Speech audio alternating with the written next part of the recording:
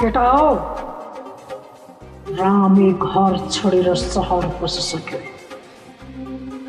शिकार गर्नको लागि तयार भएछ। नमस्कार साथीहरू, हाम्रो च्यानलमा स्वागत छ। यदि तपाईले अहिलेसम्म हाम्रो च्यानल सब्स्क्राइब गर्नुभएको छैन भने अहिले नै सब्स्क्राइब गरेर बेल आइकन थिच्नुहोस्। आजको बुहारी सिरियलको एपिसोड निकै भावुक र सस्पेन्सले भरिएको थियो। कमला र मुनालाई रामले अर्की केटीसँग बिहे गर्न लागेको खबर सुनाइन्छ। यो कुरा सुनेपछि दुवैजना स्तब्ध हुन्छन्, तर उनीहरूलाई अझै पनि विश्वास छ कि रामले यति सजिलै आफ्नो माया बिर्सन सक्दैनन्। उता मालती र दुर्गाले राम, कमला र मुनालाई छुट्याउन नयाँ षड्यन्त्र रचेका छन्। उनीहरूले कमला र मुनाको बिहे गराउन लागेको नाटक गरेर गाउँभरि हल्ला फैलाउँछन्। यही कुरा सुनेपछि राम झन् धेरै पीडामा पर्छन्। कमला भने अझै पनि रामको नामको सिन्दुर र पोते आफ्नो सम्मानको रूपमा जोगाएर बसेकी छे।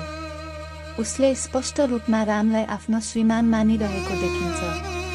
मुना पनि रामप्रति विश्वास गुमाउन तयार छैन। आजको एपिसोडको सबैभन्दा भावुक दृश्य भनेको राम र उनका बुवा बीचको संवाद थियो। बुवाले जति सम्झाए पनि रामको मन शान्त हुन सकेन। अन्ततः उनले गाउँ छोडेर जाने निर्णय गर्छन्। घर, परिवार र गाउँलाई छोडेर अनिश्चित यात्रामा निस्किने रामको निर्णयले सबैलाई भावुक बनाएको छ।